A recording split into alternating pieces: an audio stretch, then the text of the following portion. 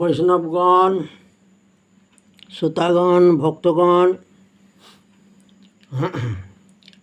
আজকে তো এরপর অনেক রকমের তরকারি করে তারপরে বেশ ডাল ভাত, ভালো রকমের বেশ মুখরোচক করে খাবার দাবার তৈরি করে সব পাতে বিতরণ করতে হবে। অনেকগুলো তরকারি করতে হবে। আচ্ছা, এই যে অনেকগুলো তরকারিটা করতে হবে, এই কথাটা যে বলছি, এই কথাটার মানেটা কি? অনেক রকম তরকারি করে অনেক রকমের ডাল ভাত তৈরি করে খাদ্যদ্রব্য প্রস্তুত করতে হবে, এই কথাটার মানেটা আপনারা কি বুঝছেন? কথাটা হচ্ছে, শুনুন, এখন আমাদের সামনে যে সমস্ত লীলাগুলি এসে উপস্থিত হয়েছে, সেই লীলাগুলোর সম্বন্ধে আপনারা চিন্তা ভাবনা করে দেখুন, বটে কি নয় দেখুন। এদিকে মা যশোমতী এক কৃষ্ণকে বিদায় দিলেন গোষ্ঠে যাওয়ার জন্যে সাজিয়ে গুজিয়ে। সে কৃষ্ণ গোষ্ঠে যাচ্ছে, এক কৃষ্ণ মায়ের সঙ্গে লীলা করছে সকালবেলা। এই যে ননিচুরি হচ্ছে, গোপাল এদিকে ওদিকে সেদিকে দৌড়ে দৌড়ে পালিয়ে যাচ্ছে। তারপরে গোপাল মায়ের কাছে কানমলা খেয়েছে, মারধর খেয়েছে।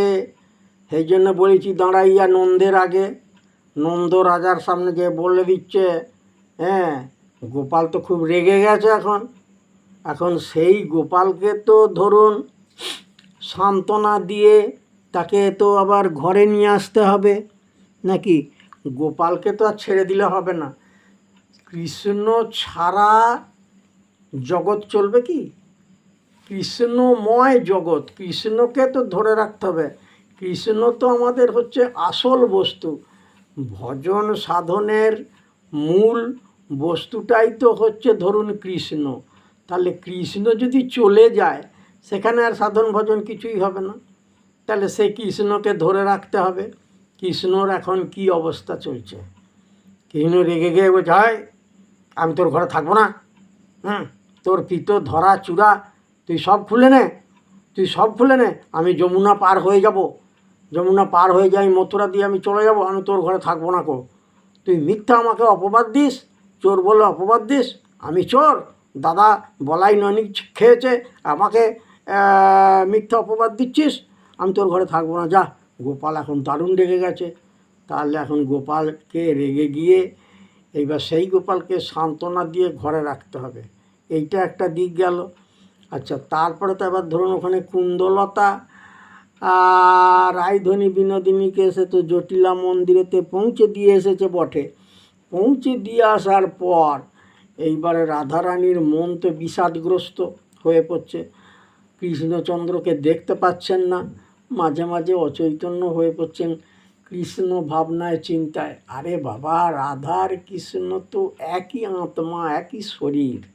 তাহলে তার মধ্যে কৃষ্ণ যদি সরে যায় বা রাধা যদি সরে যায়, তাহলে রাধা থাকবে কি করে, কৃষ্ণই বা থাকবে কি করে? রাধা ছাড়া কৃষ্ণ নয়, আবার কৃষ্ণ ছাড়াও রাধা নয়। এইটা কিন্তু জানতে হবে। ভজনের রীতিনীতি পথগুলো তো খুব বিভিন্ন ধরনের বিভিন্ন রকমের হয়ে তো বেরিয়ে গিয়েছে না, তাহলে সব একে একে প্রকাশ করতে হবে। এইবারে সেই রকম, ওই জন্য বলছি যে ডাল ভাত তরকারি বিভিন্ন রকমের করে আপনাদের পাতে বিভিন্ন রকমের আস্বাদন করতে হবে। তাহলে রাধারানীর কী অবস্থা, তারপরে মা নন্দরানীর কী অবস্থা, ওখানে যে কৃষ্ণ গোঠে গেল তার কী অবস্থা, আবার যে কৃষ্ণ রেগে গেছে, ননি চুরি করতে গেছে, মায়ের হাতে ধরা পড়ে গেছে, হ্যাঁ পালিয়ে যাব, আমি থাকবো না তোর ঘরে, এই করছে, সেই কৃষ্ণলীলার কী অবস্থা, সব একে একে বর্ণনাগুলো হবে। আপনারা সব এই ভিডিওগুলো ভালোভাবে কিন্তু লক্ষ্য করবেন। একটু লাইক, কমেন্ট, শেয়ার, সাবস্ক্রাইব এগুলো সব একটু করবেন, ব্যাপকভাবে একটু প্রচার করে দেবেন, অন্য কিছু নয়। এই হচ্ছে কথা। তো আপনারা ভজনে থাকুন, এই সমস্ত দিকগুলো দেখতে থাকবেন। এখানে কৃষ্ণ কথা ছাড়া আন কথা কিছুই নাই, সবই ভজনের কথা, সবই ভজনের প্রণালী। এইগুলো সব করতে থাকলে পরেই আপনার ভজন বৃদ্ধি পাবে, হরিবোল হরিবোল হরিবোল। আমি আর বলিব কি না পারিয়া বিদায় নি। এখন আমি এখানে রাখছি। দেখুন পরপর ভিডিওগুলো আমি কিভাবে প্রচার করে দিচ্ছি সেটা দেখুন।